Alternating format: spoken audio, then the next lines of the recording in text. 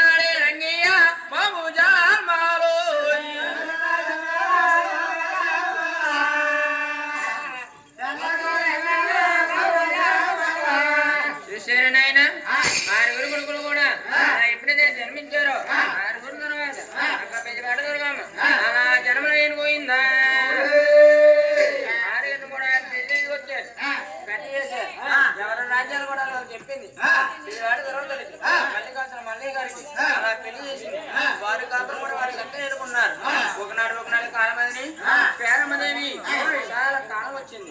చాలా కాలం వస్తే చూసారనైనా నెత్తి మీద కొండ పెట్టుకొని నీలారేవు మేలకు వెళ్తుందట.